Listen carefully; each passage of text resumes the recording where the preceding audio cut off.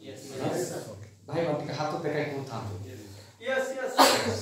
So, as we do the ministry for the Lord, we need to do according to His word. Otherwise, the Lord Jesus does not accept our ministry. ଯେତେବେଳେ ଆମେ ସେବା କରୁଛୁ ଆମର ସେବା ତାଙ୍କର ବାକ୍ୟ ଭିତ୍ତିକ ସେବା ହେବା ଦରକାର ନଚେତ ଆମମାନଙ୍କର ପ୍ରଭୁ ଯୀଶୁ ସେହି ସେବାକୁ ଗ୍ରହଣ କରିବେ ନାହିଁ। So, we need to ensure that we know the Bible, the Word of God, and we can do our ministry according to what is written in the Bible. ଆମେ जो वाक्य पढुछु जो ईश्वरको वाक्य ଆମେ ज्ञात होछु ଆମେ जानिछु कि निश्चित भाବରେ जे मोर सेवा रे ता व्यवहार होछि ता ठीक युक्तियुक्त भाବରେ होछि। And I hope you believe 100% that the Word of God is sufficient to teach us everything. ମୁଁ आशा करे ମୁଁ विश्वास करे ईश्वरको वाक्य माने प्रचुर भाବରେ आपको शिक्षा दिए चेतना दिए हमर सेवा पाए। Do you really believe that, or do we need anything आपण outside the Bible? आपण माने कथा विश्वास करूछंती कि आपण मानक भितर किछि द्वंद्व अछि No, विश्वास करू। So, okay. So let's go ahead, and we will first look at the topic that is written first, the Great Commission, which is also called Mahaniyog or Mahanagya. आमे सर्वप्रथम कार्य हमर ऊपर लेखा अछि ग्रेट कमिशन इस माने प्रभु यीशु ख्रीष्टको महान आदेश। So we will read this verse once, Matthew 28 verses 18 to 20. माथि लिखित सुसमाचार तार 28 अध्याय आरो 18 पद का ଆମେ ଟିକେ पढिबा। We can read in Odia.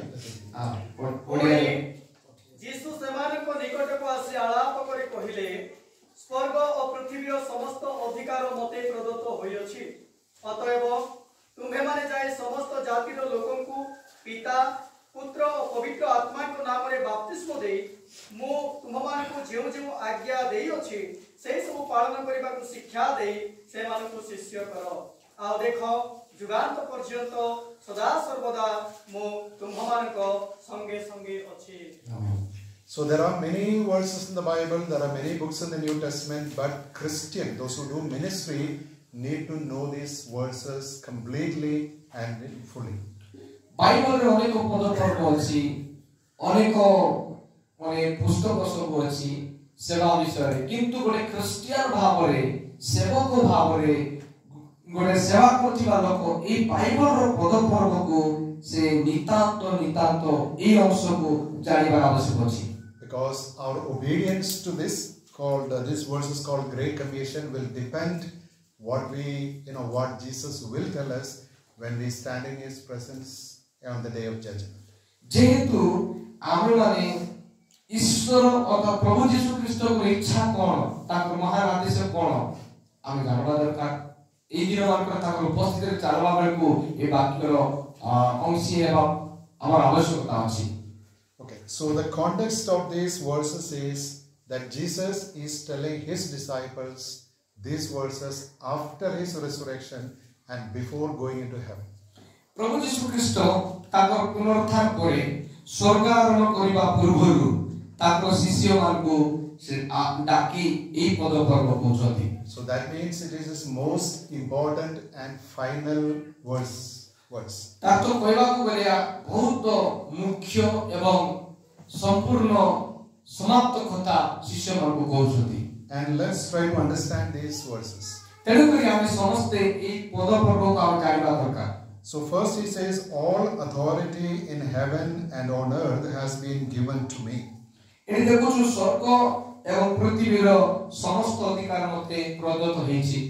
So I'll make it short. It means Jesus had all authority even before coming to earth, but after his death, after his resurrection, he has full authority on earth as a human being over all humanity and everything that is on earth and heaven, means in the whole universe. कहबाकू गले प्रभु यीशु पृथ्वी को आसीबा पूर्वरु कोन थिला सब स्वर्ग मर्त्य अर्थात स्वर्ग एवं पृथ्वीर अधिकार ताको थिला।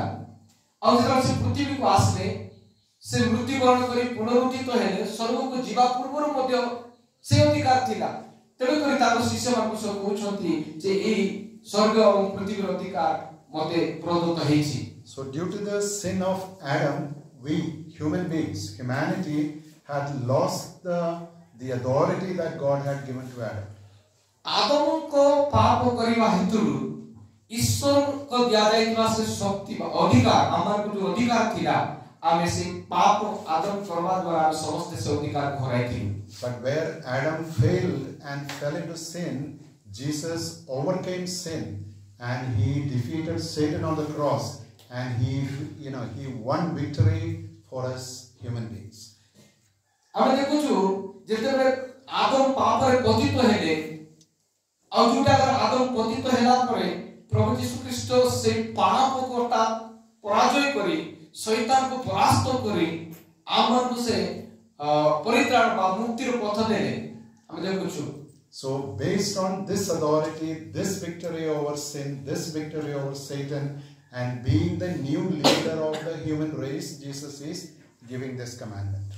तो ए जो पाप रो पराजय अर्थात कहबा को गले प्रभु देतिवा जो अधिकार मनुष्य मान को मध्य रे जो पाइछु से अधिकार को से कोन करछन ता पुनरुत्थान करे पुनर्वास से कोन करछन सुचाई दोछती जे स्वर्गमर्त और अधिकार मते प्रदत्त अछि। Is it clear so far? आपण बुझी होछन भाइबार बुझी पाछन किछि।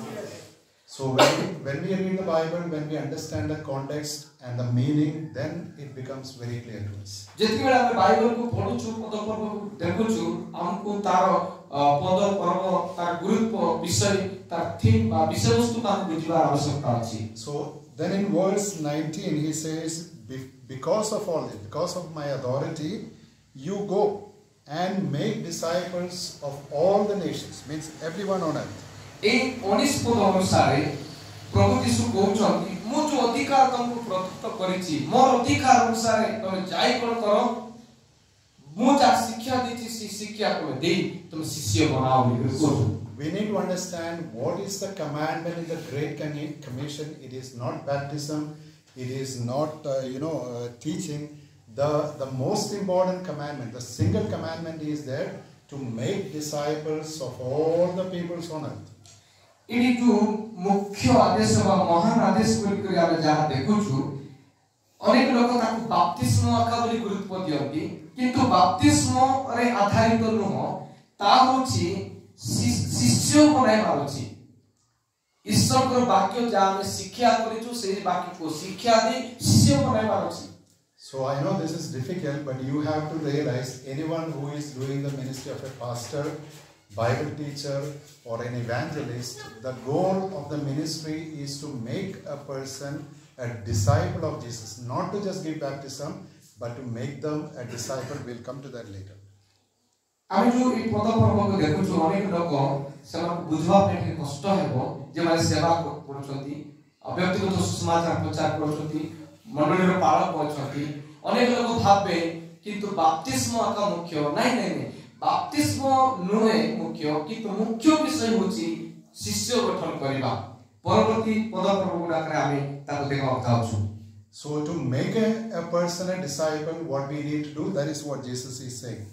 हमको गोटे लोगों को शिष्य बनाइबार अछि ए कोन मा केमति ताको गठन करबा जोटा कि यीशु हमको शिक्षा देउथिबा विषय देखिबा। So to make a disciple, first we need to baptize someone. Obviously to baptize they should have believed earlier, so we baptize those who have believed in Jesus Christ. आमे शिष्य बनाइबार गोटे फर्स्ट पदक्षेप देखुछु आमे ताको बाप्तिस्म देबा। बाप्तिस्म केते बेले देबा बाप्तिस्म पूर्व से यीशु को व्यक्तिगत प्राणकर्ता भाव ग्रहण करिछि ताहिले जे आले ताको करबा बाप्तिस्म देबा आ शिष्य बनाइबा। So there is a misunderstanding or a misteaching that if you baptize someone, automatically they will be saved. That is not in the Bible. It is a wrong teaching. अनेक जगह रे वाक्य को भूल बुझुछंती लोक माने शिक्षा को जानि परना हती बाप्तिस्म को लोक हमें देई देनु तापरे से धीरे धीरे तार निजस्व भाव रे से यीशु को व्यक्तिगत प्राणकर्ता भाव रे जानबो बोली अनेक लोक भावछंती। So I want to ask you, if you just put somebody in the water, will they become a believer? मु आपन को प्रश्न करबी भाई माने काकु जति हम पानी रे बुडे देबा बाप्तिस्म देई देबा से विश्वास हेति हो कि and there is no change in his heart, there is no faith in his heart, and why did he get baptism?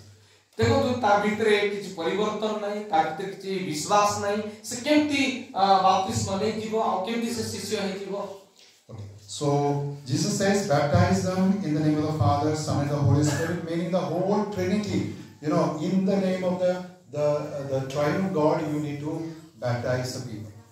तो प्रभु यीशु ख्रीष्ट एटी कहउछंती जे तमे जाओ सेमान को शिक्षा दियो, जहां मु सुमन को शिक्षा देली और शिक्षा देला परे सेमान को शिष्य करी तमे कोन करो बपतिस्मा दियो, पिता पुत्र पवित्र आत्मा का। So the first step to discipleship is to give baptism. That is the first step, but maybe that is the easiest step for us. तो कोन हम प्रथम विषय कोन सेमान को ताकू बपतिस्मा देला परे आमे कोन करबा धीरे धीरे से व्यक्ति को सुसमाचार बा ईश्वर वाक्य शिक्षा देबा और शिष्य गठन करबारे हमको बहुत टिका सहज हेबो। और से व्यक्ति कोन करबो ईश्वर को शिक्षा रे सुन शिष्य प्रभाव गठित हेबो। So Jesus says once they are baptized, we know that they come into the church, they become members of the church, then we can begin to teach them what it means to be a disciple of Christ. सेपा यीशु शिक्षा दोचंदी बपतिस्मा दियो मंडली रो ताकू सभ्य बनाओ, सभ्य बनाइला परे से मंडली को आसबो, मंडली रे आसी धीरे धीरे कोन करबो सिकु ईश्वर को वाक्य को सिखो, सिखला परे से निजो को शिष्य भाबरे गठित हेबा परे से भी चेष्टित हेबो और शिक्षा दोथिवा लोक मते ताकू शिष्य बनावा पे चेष्टा करबो। And in verse 20 Jesus specifically mentioned it is not just teaching the Bible, it is not teaching about what Jesus said. He said teach them to observe, means to obey what I have commanded you, all that I have commanded you. पुनी तिरु पुडिए पद का हम देखुछु सेमान को कहउछंती कोन जो आज्ञा देई अछि से सब कोन करो पालन करिमा पे शिक्षा दियो। मो जो आज्ञा तुमन को देली से आज्ञा प्रभु यीशु ख्रीष्ट को आज्ञा को हमें बाध्य हेबार अछि आ से हमें बाध्य कर जाय ताको शिखाइबार अछि, तेबे जाय से माने शिखबे आ कोन से सब खंस सेमान को शिक्षा देला परे जाय तमे कोन करो शिष्य करो। Hallelujah. So this is a greater challenging ministry because before you teach, you need to start to learn and obey in our life, then we can begin to teach. এটা গুরে আমার পাই গুরে কোন চ্যালেঞ্জ বা আমার পাই গুরে চুনতি আছে ভাই মানে ওটা লোক শিক্ষা দেওয়া পূর্বরু প্রথমে নিজে আমি শিখবা কো পড়ব, নিজে শিখি নিজে জানি আমি কোন প্রমাণটা পাবে শিখাইবার আছে বা প্রথমে নিজে আমি ভালো শিষ্য হবার আছে তারপর অন্য কারো শিষ্য বানাই পারবা। Hallelujah. So what this verse means is the pastor, it's not written here but we will see other verses, the pastor has to be the best believer in the church. सर्वप्रथम गोटे पालक हेबा पूर्व से उत्तम विश्वासी हेबा दरकार। If the pastor is not a good believer, is not a faithful person, how can he teach the church? पालक को जदि गोटे उत्तम विश्वासी नाही, विश्वस्त नाही, केमते से मंडली को से शिक्षा देबो? If the pastor is telling lies, how can he teach from the Bible don't tell lies? पालक ही कर जदि मिथ्या कथा कहूची, मिथ्या शिक्षा देउची, ताले से केमते कोई पारबो जे तो मिछ कथा को नाही बोली। So this is a very challenging ministry. It is not easy to do this. सेति पाई आमानकर पाई गोटे बड़ उन्नति सेवा करबा पाई और सेवा गोटे साधारण विषय में पालक आज्ञा माने। I could tell you many things, but because of the lack of time, I'll stick and try to move ahead. मोने को विषय आपन को कहबा पाई इच्छा करथि किंतु समय रो माने स्वल्पता पाई मु आपन को सीधा स्वल्प आगु नेबा पे चाहू। So remember, the quality of your church, the quality of your ministry is determined not by the number of people or not even by number of programs you are running or whatever you do, but how many people did you make a disciple?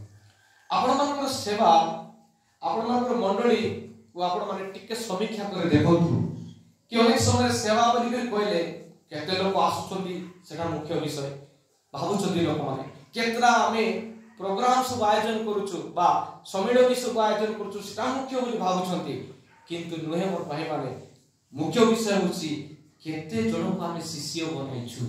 Hallelujah. केते लोक को हमें उचित शिक्षा दे शिष्य बनाइछु। So sometimes we hear that, after 5 years, 10 years, 15 years, some people, abandoned the Christian faith and they went back to their older religion, some other religion. आमे केते लोक 20 वर्ष 10 वर्ष हैला आमे ईश्वर को जानि आसुचु आ केते लोक माने ख्रिस्टियन रो प्रचुर जीवनता पाइला परे परे समान कोन हे जाउछन्ती पुनर्बार तार पूर्व धर्म को मध्ये फेरी जाउछन्ती. But I want to tell you, if their pastor had taught them the word of God and they had understood in their heart about God, about Jesus Christ, salvation, would they go back? जदि ताकर बालक प्रकृत रे ताम शिक्षा दैछन्ती यीशु ख्रीष्ट परित्राण पाप जहा भी बाइबल रो माने गुणात्मक विषय ताकर बालक जदि ताको भल्लो रे शिक्षा दैछन्ती पुनर्बार कोन ताकर पूर्व धर्म को फेरि जिवे की नाही. I want to ask you, can anyone leave the living God and go and worship idols?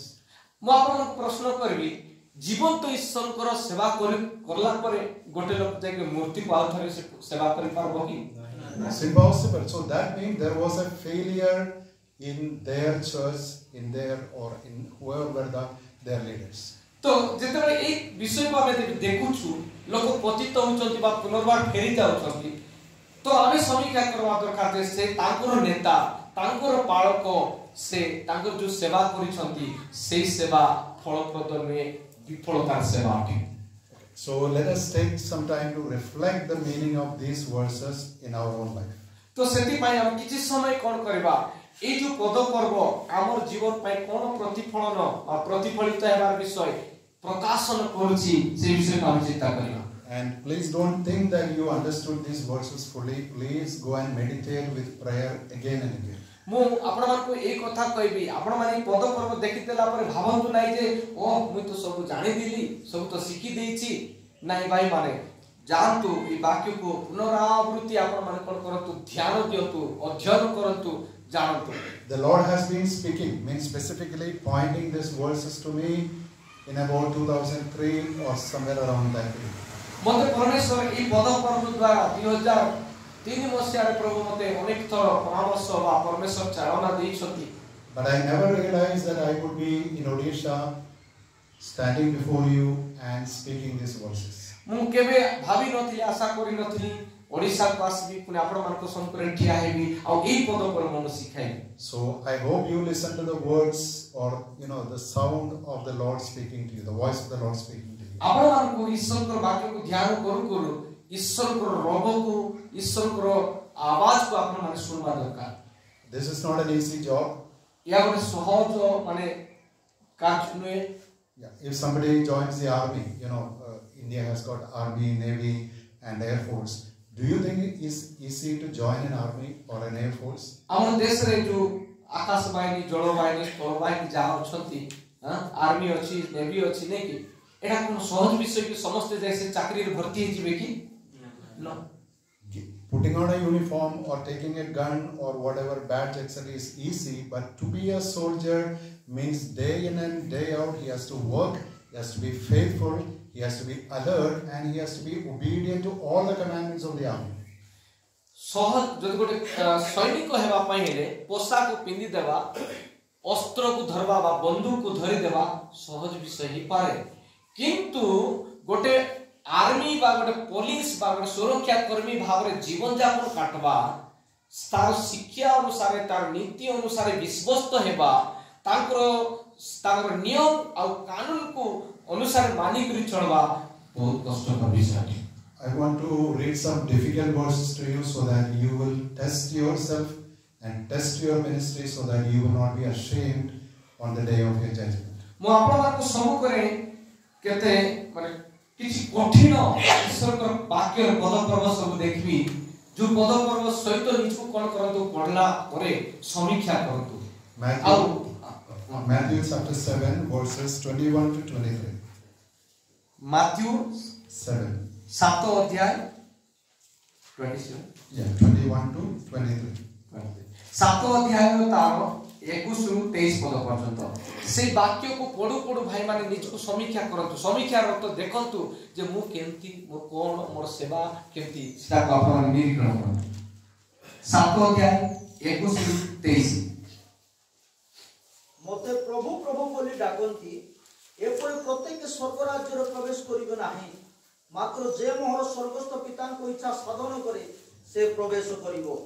से दिन अनेक मते कहिबे, हे प्रभु आमे माने कि तुम नाम रे भागवाणी कहिलु नाही, पुणी तुम नाम रे कि भूत मान को छड़ाइलु नाही, आ तुम नाम रे कि अनेक शक्तिर कार्य कलु नाही। सेतबेले मु तुम मान को स्पष्ट रूपे कहिबी, मु तुम मान को केबे हे जानि नाही, हे अधर्माचारी माने मो पाखरु दूर हो। Amen. So Jesus is saying at the end in verse 23, I will tell them I never knew. Means there was no relationship with those people who worked miracles, who cast out demons and who healed many diseases. They had no connection. They did not know Lord Jesus. They were not doing ministry for Jesus. ED आमे देखुछु भाई माने आमे तो हम निजर भाषा रे पढलु, स्पष्ट भाव रे पढलु। शेष अंश जो 23 भाग रो ख अंश लेखा अछि, से माने क अंश लेखा अछि, मु सेमानंकु जाने नाही, सेमाने किए हे पारे रोग सुस्त करिसंती, भूत छडाइसंती, महान महान चिन्ह अद्भुत काम हेछि, तथापि कहउसंती यीशु मु सेमानकु जानि नाही। So my job is not to tell you sweet verses, nice things that you need to hear. My job, the Lord has given me, is to tell you the right, the truth. मोर वाक्य सुमधुर कथा कहि आपन को खुशी कर देबा सेटा मोर काम नाही भाई माने। मोर काम ईश्वर को वाक्य जुटा काम को बाधा देबो, कष्ट लागबो, किंतु हम निज को प्रस्तुत करबा पय सहाय्य करबो। से कथा सिखाइबा हम उठियाई छै। So when we look at the word, we find that definitely what Jesus said is true. There are many people who do so-called ministry in the name of Jesus, but Jesus never sent them. Jesus never approved their ministry. On the day of judgment, they have no value.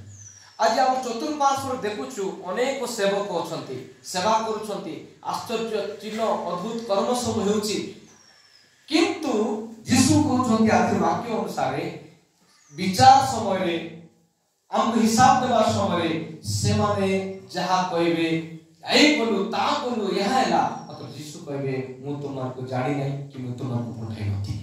So the problem is that we try to learn from others by observing what they do, by observing, hearing what they say, and we imitate, copy their actions, their words, and we think that we have learned how to do ministry.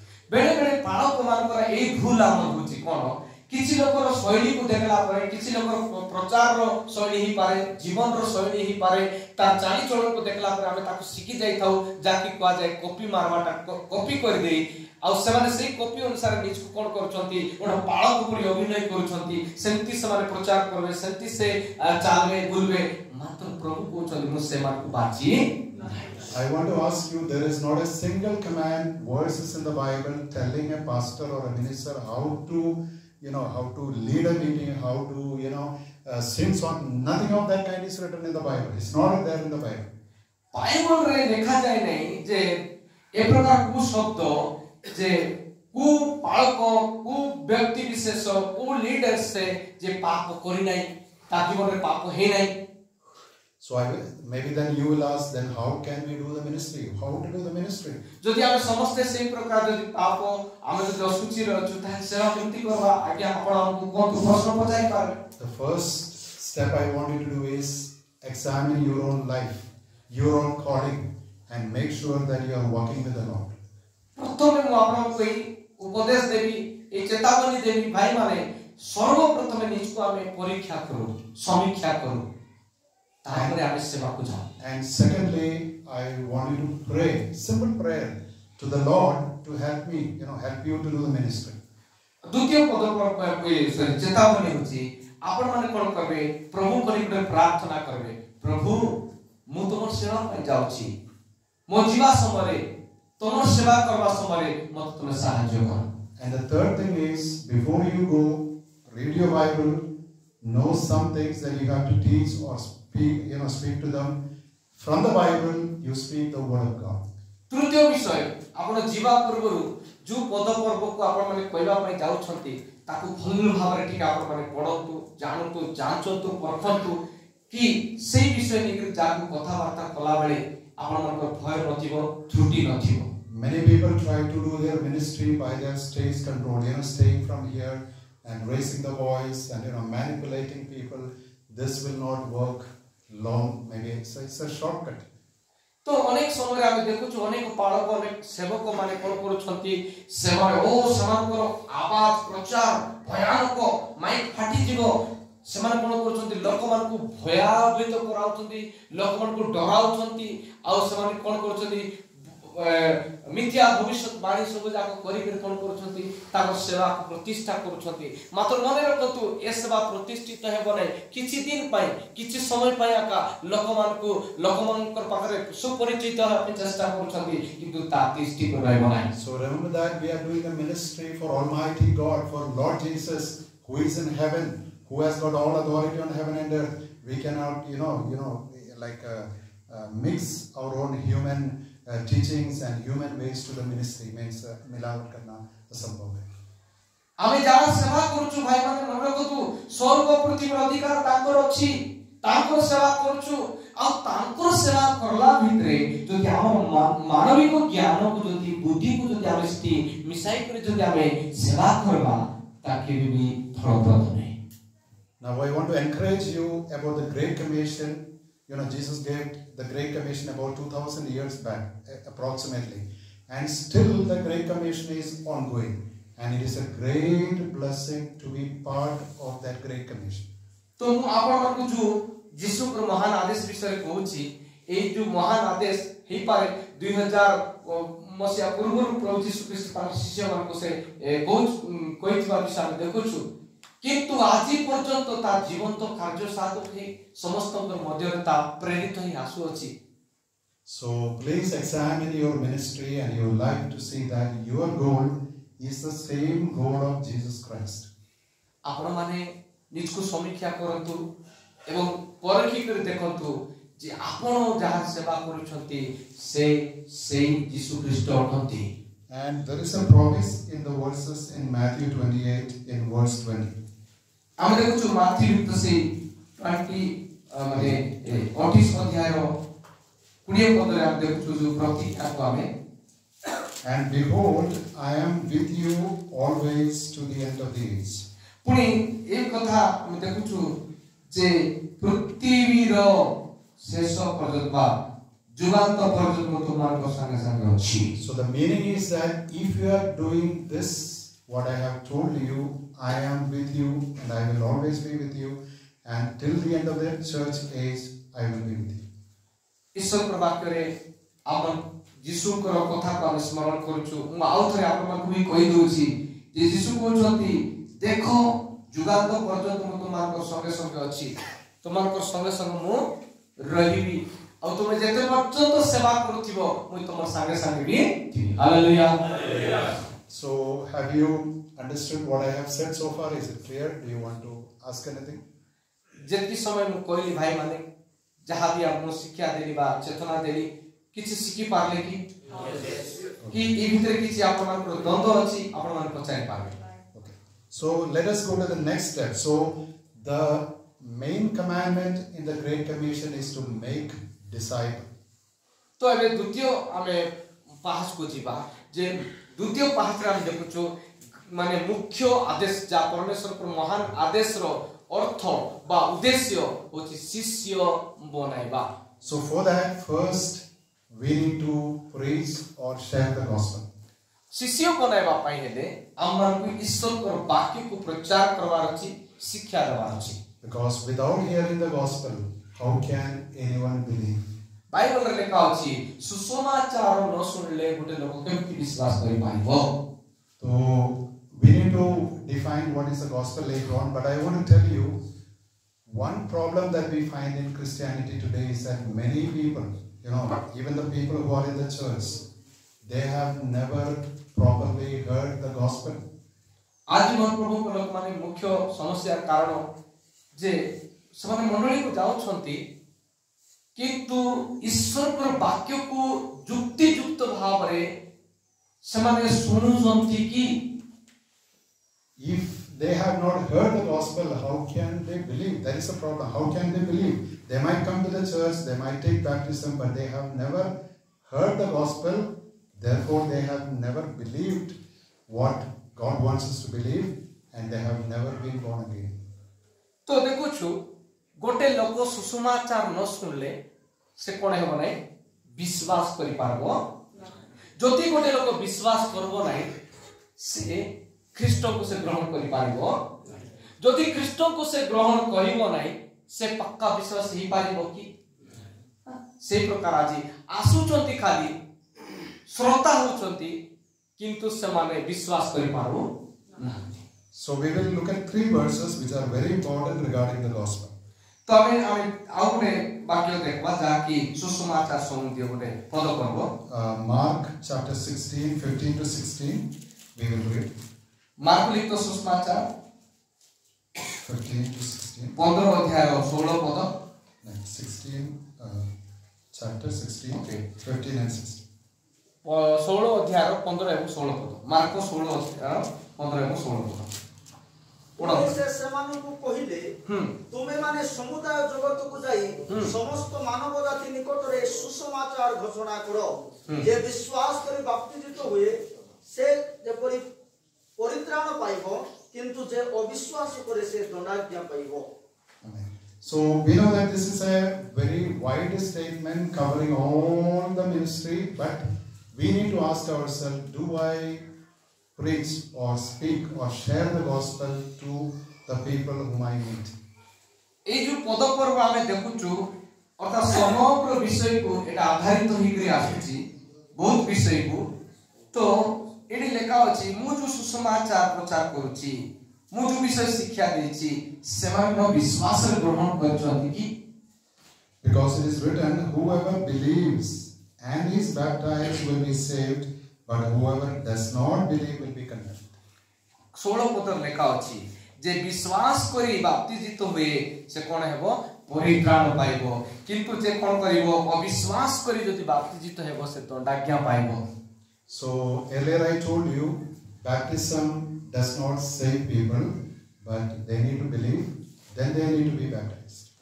मु आपण मानकु या पूर्व रे कहली बाप्तिस्म गोटे लोक को उद्धार करिवो नाही किंतु गोटे लोक शिक्षा पाइला परे से बाप्तिस्म नेबो बाप्तिस्म रो परित्राण रो चिन्ह बाप्तिस्म अटे। So if you baptize somebody without believing in their heart, then you cannot lead them forward because they will not understand what you are saying. There is no work of God in their heart and they have no Holy Spirit. You cannot give them the Holy Spirit. Whatever you do, even if you have 100 days of fasting, prayer, they will not receive the Holy Spirit. आमे धरि neo गोटे लोक साधारण लोक से विश्वास करू नै तो ताको आमे बाप्तिस्म देई दोछु देई देला परे आमे ताको केबे मध्य पवित्र आत्मा शिक्षा चेतना रे आगु ताको नै पारिबा नाही जेतु तार भितर कोन हे नै ईश्वर को वाक्य को भल रे सुनी नै विश्वास जात भी हे नै से प्रभु को चिन्ह नै तेनु कोइ कोन हेबो ए बाप्तिस्म देई देबाटा गोटे सहज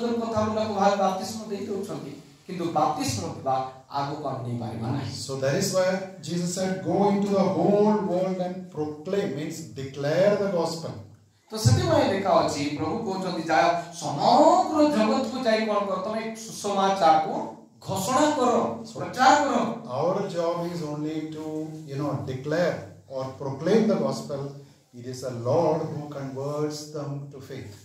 आमनकर काम अछि ईश्वर को वाक्य को घोषणा करिबा बा शिक्षा देबा प्रभु तांकर काम से करिवे कोन करबे प्रभु तांको बदलाइबे परिवर्तन करबे आकर्षण करबे ताक गठन करबे। Okay, let's read the next verse, Luke 24, 46, 47. Look लिखित सुसमाचार तार 24 अध्याय तार 46 and 47. 46 पद एवं 47 पद 24 40 47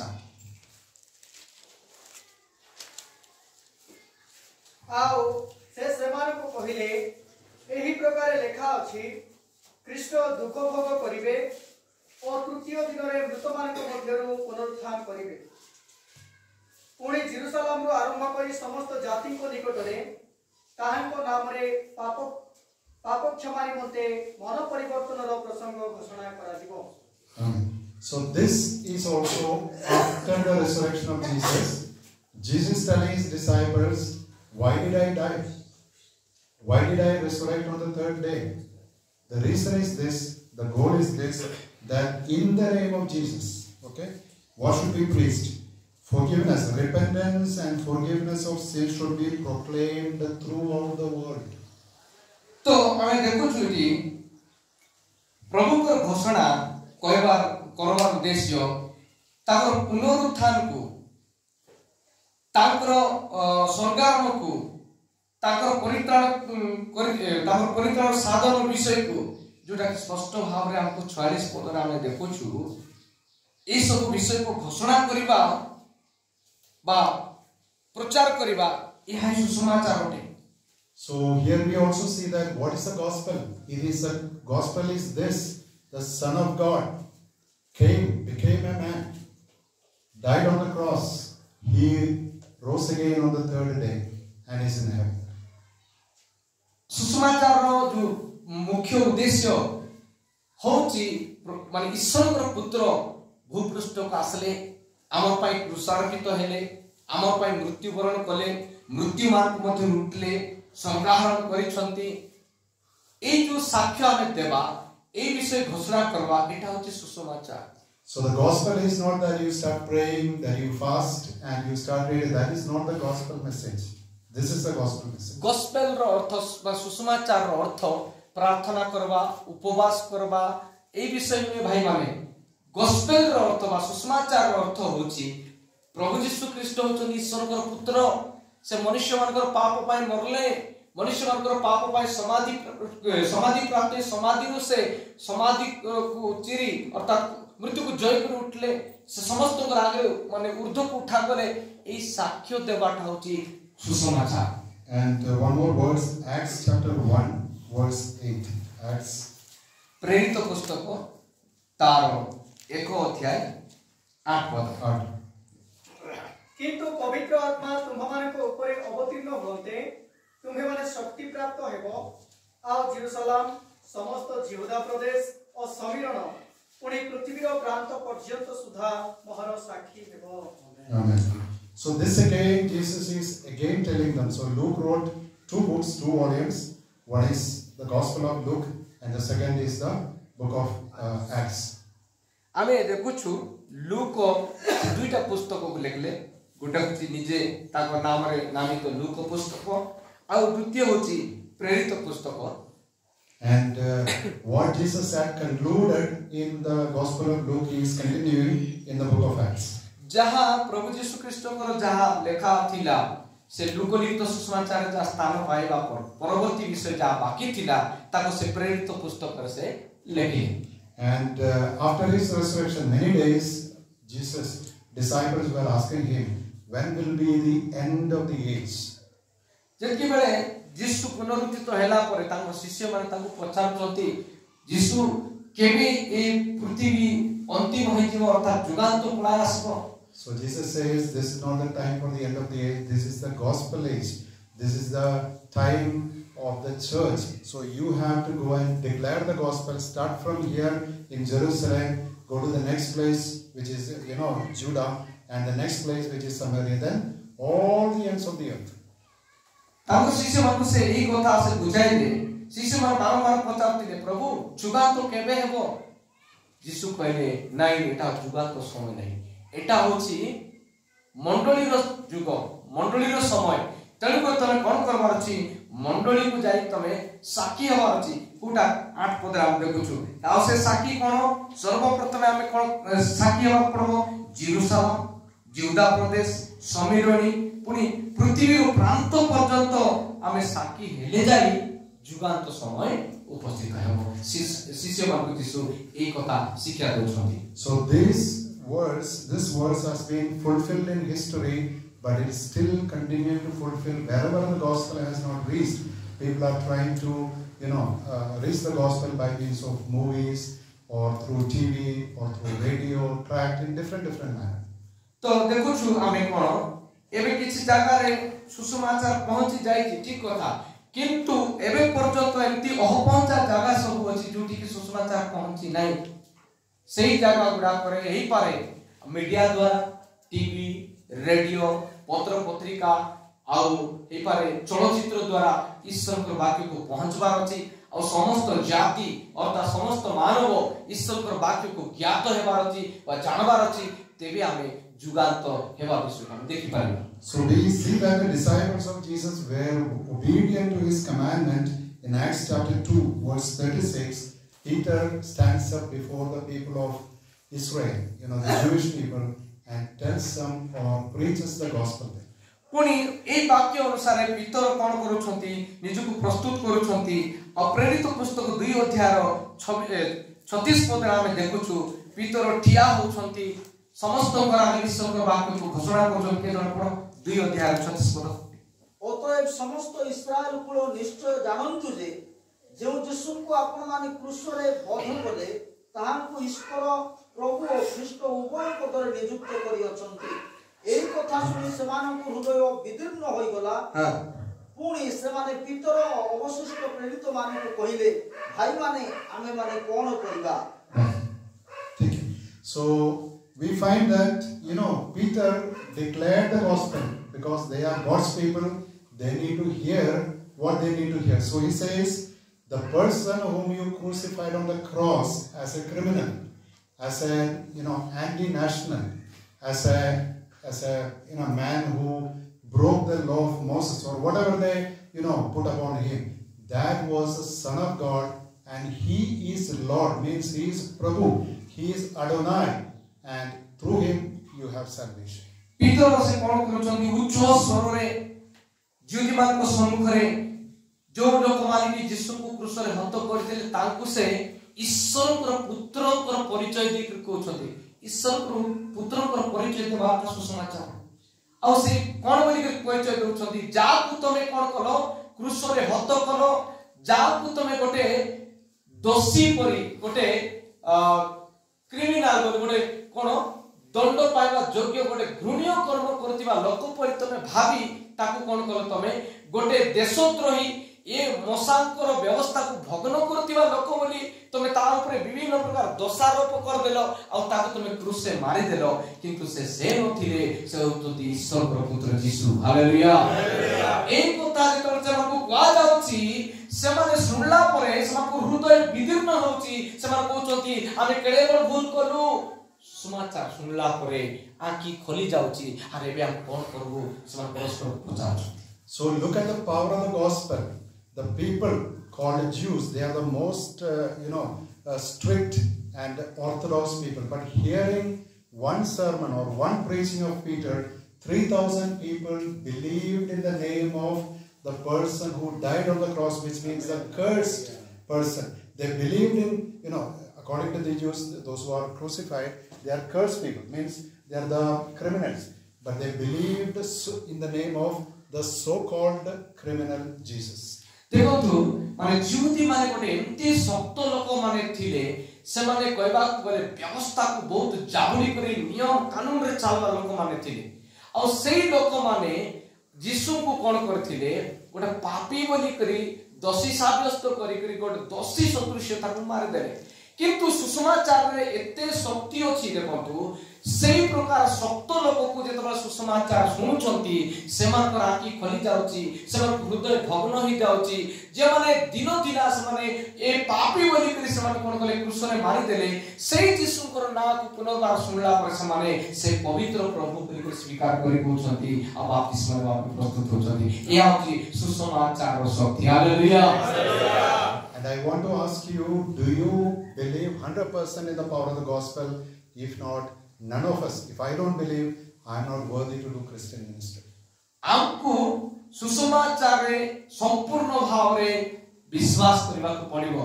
जदि भाई माने हम सुसमाचार रे विश्वास करू ना हो तारे हम सेवक ना हो कि गोटे क्रिश्चियन बोली कर डोका दिवार योग्यता हो. And I believe there are people, those who are doing ministry, maybe pastors, who do not know the gospel. They do not know the content and the summary and the essence of the gospel.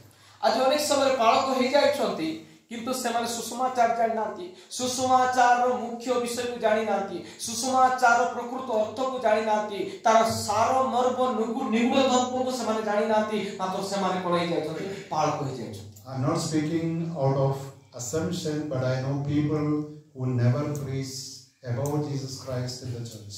मो सेमान को लज्जित करबा पाए को नाही किबा सेमान को नीचा देखाई कर को नाही आजि पर्यंत अनेक पाळक मंडळी रे समान सुसमाचार घोषणा करू And there are many Christians or call themselves Christians. They are in the church for many long period, but they do not know who is Jesus Christ. अनेक क्रिश्चियन अनेक मंडळी अनेक वर्षावधि से माने यीशु को सेवा करी आसु होचंती किंतु से माने जानि नांती सुसमाचार प्रकृत यीशु ख्रीष्ट को से माने चिन्हि नांती कहबा को गले.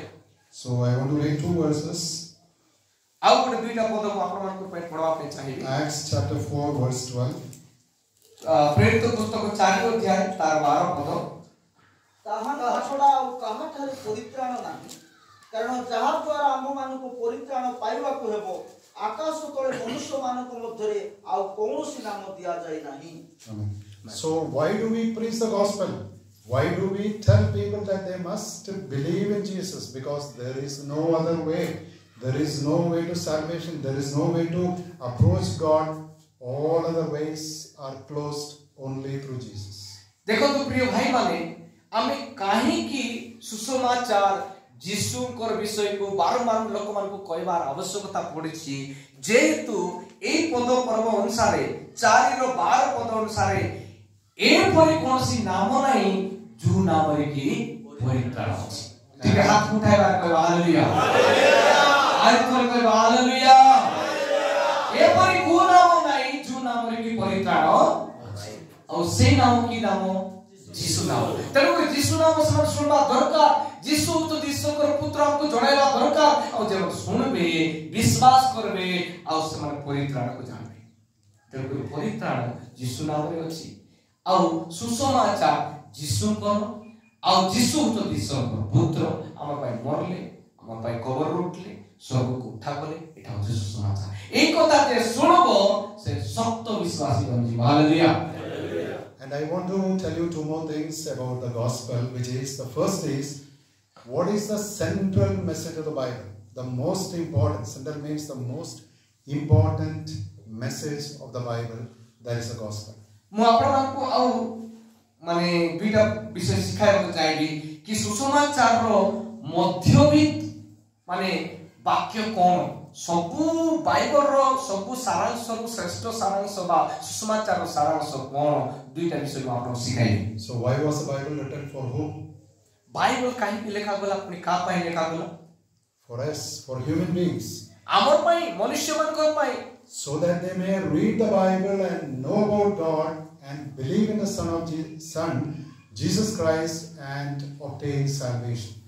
मनुष्य कोन करिवो बाइबल पढबो ईश्वर को ज्ञात हेबो और से ईश्वर को ज्ञात हैला परे अमन को पाप रो परित्राण निमते यीशु को जानिबो और यीशु होचंती हमर पाप रो परित्राण करता से विश्वास करिबो. And I think there are many people who say that if you believe in Jesus, you will be healed from your disease. If you believe in Jesus, you will get this blessing.